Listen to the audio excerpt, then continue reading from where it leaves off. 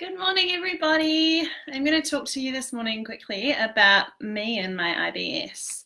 So, irritable bowel syndrome is what it means. And if you're on here, if you come on here, send me a message and give me some love because it's nice to know that you're here and you're watching. So, yeah, IBS, irritable bowel syndrome. I was diagnosed with it 6 or 7 years ago.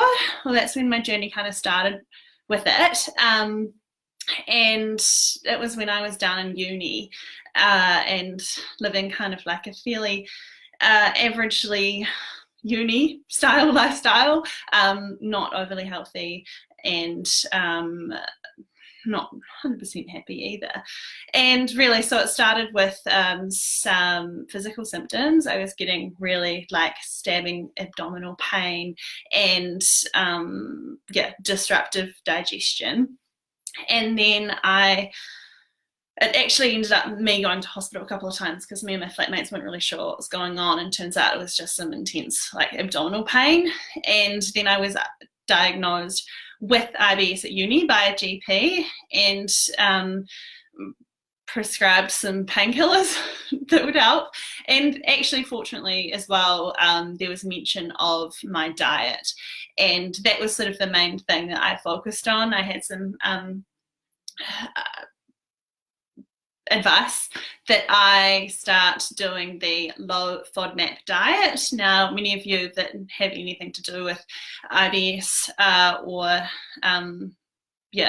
you would probably know about the low FODMAP diet, which is, I went through with it, and it actually sort of helped me, and I was very much committed to focusing on. So I removed gluten from my diet, dairy, various types of vegetables, legumes, garlic and onion from everything. And so it's quite a strict protocol, but really what that taught me at the time was that diet can affect the way we feel. And although that's not a sort of, those aren't all foods that everyone should avoid, at the time it was my body's way of saying, hey, something's up, something needs to change. And I started focusing on my diet first, which was disruptive in itself. I had to step away from cooking, having flat dinners, and had to prepare my own meals, which brought various other stresses. I remember bursting into tears when I found out I had to be gluten-free. It's just like, that is so annoying. And like pizza and pasta and all those things, very common kind of staple Kiwi food, that I had to now avoid. And I couldn't help but focus on all of the things I could not eat. And I many times would describe my diet as everything free, even fun free, because it was just that draining. And I'll come back to that soon with the food thing. But there was another sort of aspect that was mentioned to me, and that was around the emotional side, the sort of mindset, mental side of what IBS really is. And I didn't really understand. I thought it was some weird kind of unfortunate thing that I had somehow genetically had, or somehow caught, maybe, I don't know. Like it was hard to understand why me.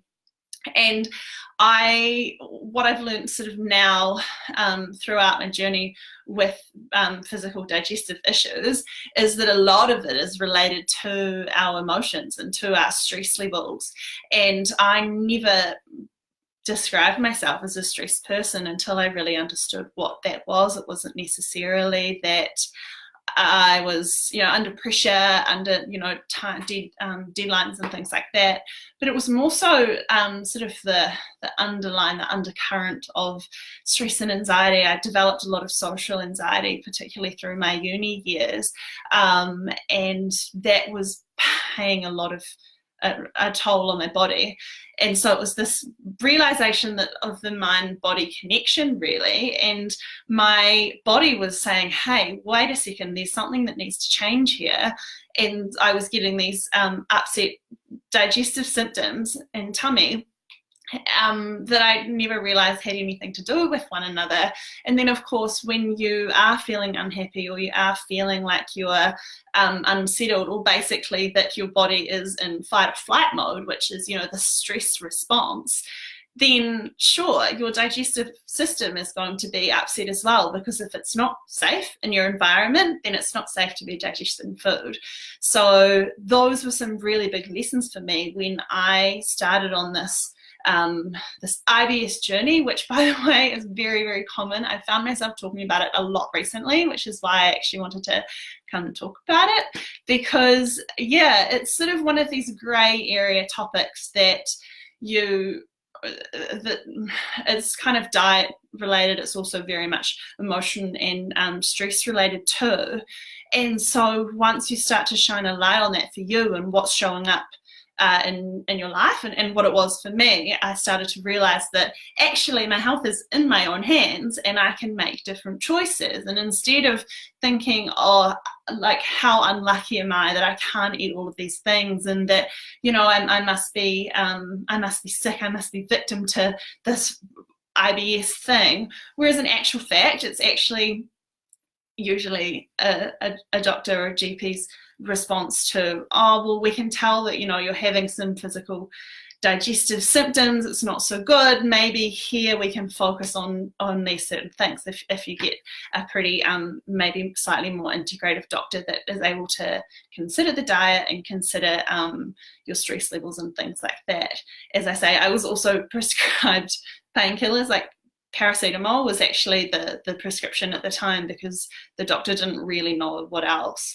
And anyway, with the focus on the food, I think for me, I sort of embraced it, and I'm actually really grateful that this has been my journey. Like, looking back, I'm very grateful that I had to make some change and had to really focus on my diet, and started to get more and more interested in how food can really help us, and that, you know, anything we put in our mouth is either here, like, is going to nourish us and make us feel more vital and have more energy and be able to thrive in day-to-day life, or it's depleting us in some way.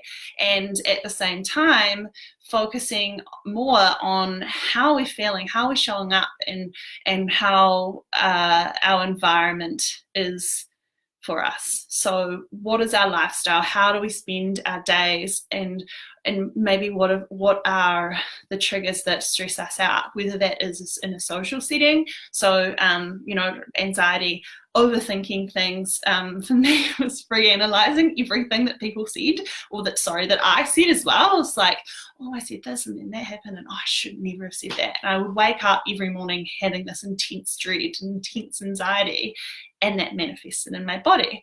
And at the same time, focusing on my diet and making some nourishing choices for myself. I mean, sure, there's been times in the years, especially when I moved to Melbourne after uni, that I just wanted to eat all of the pasta and the burgers, like it's the food mecca, right? And I went back into that, and I was having sandwiches for lunch because I didn't really know what to cook, and I was kind of just living this fun and busy lifestyle.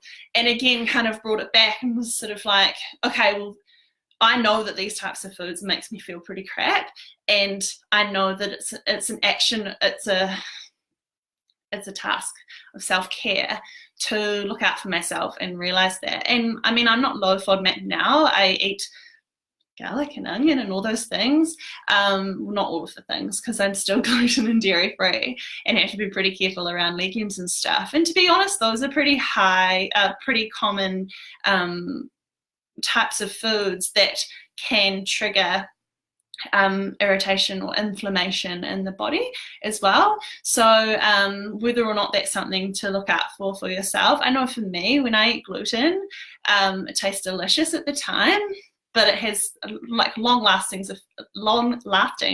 effects after that that my body has to deal with. And so I know that my stomach will look like a pregnant woman usually.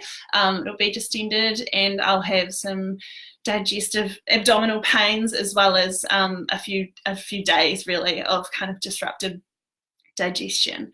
And not only that, but it makes me feel pretty depressed the next day or days afterwards. I feel low. I feel like I have cloudy sort of brain fog, and I know that it was that piece of pizza that probs shouldn't have happened. Don't beat myself up about it. It's more like an interesting experiment. And now it's pretty much a non-negotiable. And it's the same with dairy. And I'm not saying those are the things that we all have to stop eating forever. But at the same time, maybe what is it for you? Because I think if this is resonating with you, if you feel like you're having some IBS symptoms, or maybe you've been diagnosed, then you would have a pretty clear idea that maybe there are a few changes that you know you need to make and that you haven't quite made because life is busy, and that you maybe there's a disconnect between how to bring that into your day-to-day life. So if this resonates with you and you feel like you may need some support with managing IBS symptoms or making some changes, then I would love to hear from you, because this is something that I'm really passionate about. Personal journey, I've been on this for about 6 or 7 years, and know all the how-tos to navigate menus when you're eating out, and also focusing more on what you can eat rather than all the things that you have to be free of or feel like you need to avoid, because there is a world of possibilities with food, and that it doesn't have to be all just feeling like you're depriving yourself or missing out. So thank you so much for listening to my personal story, and I hope this has been really helpful. I'd love to hear from you if you're interested, if it's been helpful. Awesome. Have a good day. Bye all.